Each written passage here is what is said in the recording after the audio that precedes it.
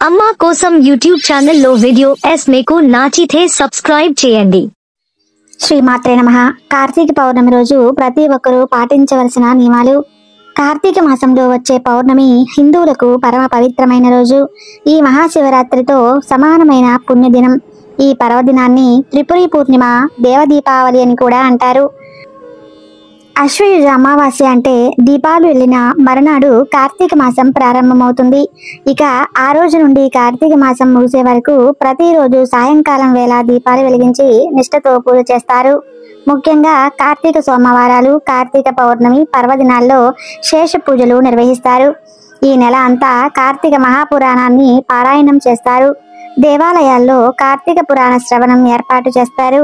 మహాభారత కథనాన్ని అనుసరించి కార్తికేయుడు తారకాసురుని సంహరించే కార్తీక పౌర్ణమి ప్రజలను నానా రకాలుగా హింసిస్తున్న తారకాసురుడు ఇక లేడు అన్న ఆనందంతో దీపాలు వెలిగించి ఈ సంబరాన్ని జరుపుకుంటారు. 1000 రాక్షసుల పరణ అంతరించిన శుభ సందర్భంగా మహాశివుడు తాండవం చేశారని పురాణాలు చెబుతున్నాయి. కార్తీక పౌర్ణమి అటు శివునికి ఇటు విష్ణుమూర్తికి కూడా ప్రియమైన రోజు. ఈ రోజున దీపం వెలిగిస్తే మనం తెలిసి తెలియక చేసిన పాపాలన్నీ హరించుకుపోతాయి. కార్తీక సోమవారాల్లో కార్తీక పౌర్ణమి రోజున రుద్రాభిషేకం చేయిస్తారు. ఈ విశిష్ట దినాన సత్యనారాయణ స్వామి వ్రతం చేసుకోవటం చాలా శ్రేష్టం. ప్రధానంగా కార్తీక పౌర్ణమి నాడు తెల్లవారుజామున సముద్రంలో లేదా నదిలో స్నానం చేయటం శుభప్రదం. నదిలో స్నానం చేసే అవకాశం లేని వారు ఉదయాన్నే లేచి స్నాన జపాలు ముగించి ఆలయానికి వెళ్లి దేవుణ్ణి దర్శించుకుంటారు. ప్రత్యేక పూజలో పాల్గొంటారు. రోజంతా ఉపవాసం ఉండి సాయంత్రం 365 ఒత్తులతో కూడిన దీపాన్ని వెలిగిస్తారు. రోజుకి 1 ఒత్తు చొప్పున ఏడాది మొత్తాన్ని సూచిస్తాయి ఈ ఒత్తులు. కొందరు దీపాలను అరటి డప్పులపై ఉంచి నదిలో లేదా కొలనులో వదులుతారు. ఇంకొందరు శివాలయంలో దీపాలు వెలిగిస్తారు. ఆ వీలు లేని వారు ఇంట్లోనే దేవుని ముందు లేదా తులసి కోట ముందు దీపం వెలిగించాలి. కార్తీక పౌర్ణమి నాడు శివాలయంలో దీపారాధన చేయటం అంటే ముక్కోటి దేవతలను పూజించడమే. సకల పుణ్యనదుల్లో స్నానం చేసిన ఫలితం దక్కుతుంది. కార్తీక పౌర్ణమి నాడు చేసే దీపారాధనతో ఇహలోకంలో సుఖ సౌఖ్యాలు, పరలోకంలో ముక్తి లభిస్తాయి. కార్తీక పౌర్ణమి జైనులకు, పంజాబీలకు కూడా విశిష్ట పర్వదినం. గురునానక్ జయంతి కూడా ఈ రోజే. ఈ విశేష పర్వదినాన గంగా మహోత్సవం కూడా నిర్వహిస్తారు. పౌర్ణమి నాడు చేసే దీపారాధన చాలా విశేషమైనది. సాధారణంగా కృత్తికా నక్షత్రం, కార్తీక పౌర్ణమి కలిసి వస్తుంటాయి. ఈ నక్షత్రంలో దీపారాధన చేయటం విశేషం. ఈ నక్షత్రంలో చేసే దీపారాధనకు కృత్తికా దీపం అని పేరు కూడా ఉంది. కార్తీక పౌర్ణమి విశిష్టత, ఏం చేస్తే ఎలాంటి ఫలితాలు పొందవచ్చో ఇప్పుడు మనం తెలుసుకుందాం. సర్వ పాపాలు తొలగిపోవాలి అంటే కార్తీక పౌర్ణమి రోజు దీపం వెలిగిస్తే మనం తెలిసి తెలియక చేసిన పాపాలన్నీ తొలగిపోతాయి. ముఖ్యంగా కార్తీక పౌర్ణమి నాడు తెల్లవారుజామున నదిలో లేదా కొలనులో స్నానం చేయటం శుభప్రదం. నదిలో స్నానం చేసే అవకాశం లేని వారు ఉదయాన్నే లేచి స్నానం చేసి ఆలయానికి వెళ్లి దీపం వెలిగించి పూజలు నిర్వహించాలి. ఉసిరి దీపం పౌర్ణమి రోజున తప్పకుండా పెట్టాలి. పౌర్ణమి నాడు ఉదయాన్నే లేచి తలస్నానం చేసి గుడికి వెళ్లి దేవుని దర్శించిన అనంతరం సాయంత్రం శుచిగా ఉసిరికాయతో దీపాలు వెలిగించాలి. బియ్యపు పిండితో ప్రమిదలు చేసి ఆవు నెయ్యితో దీపాన్ని వెలిగించాలి. అనంతరం బ్రాహ్మణులకు దానం ఇవ్వాలి. దీపారాధనకు ఈ దొరకకపోతే నువ్వుల నూనె కూడా వాడుకోవచ్చు. ఆవు నెయ్యి చాలా శ్రేష్టమైనది. 365 ఒత్తుల దీపం కార్తీక పౌర్ణమి రోజే ఎందుకు వెలిగించాలో తెలుసుకుందాం. కార్తీక పౌర్ణమి రోజంతా ఉపవాసం ఉండి సాయంత్రం 365 ఒత్తులతో దీపాన్ని వెలిగించాలి. రోజుకు 1 వత్తి చొప్పున ఏడాది మొత్తాన్ని సూచిస్తాయి. కార్తీక పౌర్ణమి రోజు శివాలయంలో దీపారాధన చేయటం అంటే ముక్కోటి దేవతలను పూజించడమే. సకల పుణ్యనదుల్లో స్నానం చేసిన ఫలితం దక్కుతుంది. కార్తీక పౌర్ణమి రోజు శివుడి దర్శనం చేసుకుంటే ఏం జరుగుతుందో తెలుసుకుందాం. పౌర్ణమి రోజు శివాలయంలో పెట్టే ఆకాశ దీపాన్ని దర్శించుకుంటే సాక్షాత్తు ఆ పరమశివుడికి దర్శించుకున్న ఫలితం లభిస్తుంది.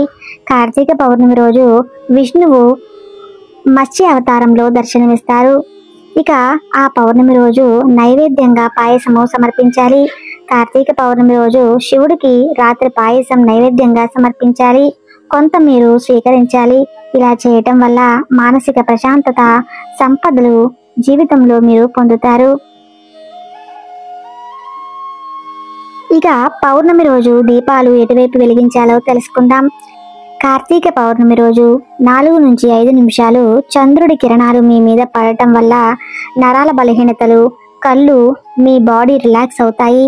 కార్తీక పౌర్ణమి రోజు 4 వైపులు ఉండే దీపాన్ని వెలిగించాలి. ఉత్తర, దక్షిణ, తూర్పు, పడమర వైపులుగా ఉండే ఈ దీపాన్ని ఆంజనేయుడు విగ్రహం ముందు వెలిగిస్తే మంచిది. హనుమంతుడి అనుగ్రహం కలుగుతుంది. కార్తికేయుడికి కార్తీక మాసం చాలా ప్రత్యేకమైనది. అలాగే తులసి మాత పుట్టినరోజు కూడా. అలాగే తులసి వివాహం లేదా తులసి పూజ చేయటానికి ఇది ఆఖరి రోజు. మహామృత్యుంజయ మంత్రం ఏంటో తెలుసుకుందాము. కార్తీక పౌర్ణమి రోజు మహామృత్యుంజయ మంత్రం జపించాలి. ఓం త్రయంబకం యజామయే సుగంధిం పుష్టివర్ధం ఉర్వరుకమిని బంధానం మృత్యోర్ముక్ష్యామృతాత్ అనే ఈ మంత్రాన్ని 108 సార్లు జపించాలి. సాయంకాలం దీపం. కార్తీక పౌర్ణమి రోజు సాయంత్రం ఇంట్లో దీపాలు వెలిగిస్తే చాలా మంచిది. ముఖ్యంగా ఇంటి ముందు తులసి కోట దగ్గర దీపాలు వెలిగిస్తే సర్వ పాపాలు తొలగి శుభం కలుగుతుంది. దీపం వెలిగించే అవకాశం లేని వారు శివాలయంలో ఆవు నెయ్యి సమర్పించిన మంచి ఫలితం దక్కుతుంది.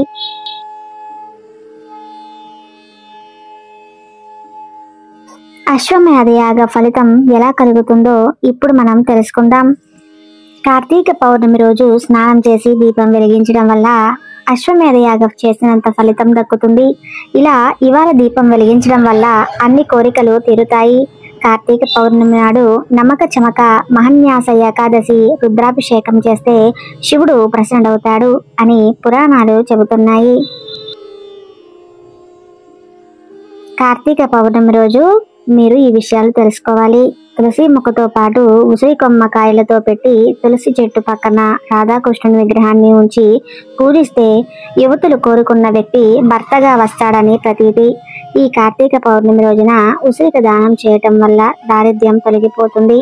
ఈ రోజు లలితాదేవిని సహస్రనామాలతో పూజిస్తే ఆ దేవి మనకు సకల ఐశ్వర్యాలు కలిగిస్తుంది. ఈ కార్తీక పౌర్ణమి రోజున దీపారాధన చేయటం వల్ల శివుని అనుగ్రహం కలుగుతుందని, ఆరిపోయిన దీపాన్ని వెలిగించిన పుణ్యం కలుగుతుంది అని పూర్వీకులు చెబుతున్నారు. ఈరోజు పఠించవలసిన శ్లోకం: కీటః పతంగః మశాకా చ వృక్షః జలే స్థలే నివసంతి జీవః దృష్ట్వా ప్రదీపం న చ జన్మ వాయుజనః పవంతి తైశ్వాసాహి విప్రః. దీపం వెలిగించి దీపశీకాలో దామోరుని కాని త్రయంబకుడిని కాని ఆవాహన చేసి పసుపు కుంకుమ అక్షంతలు వేయాలి. అది కార్తీక దీపం. దానికి నమస్కారం చేయాలి. ఆ రోజు దీపం చాలా గొప్పది. ఆ దీపపు వెలుతురు మన మీద పడినా చాలు, పురుగులు, దోమలు, ఈగలు మొదలైనవి అంతేకాదు.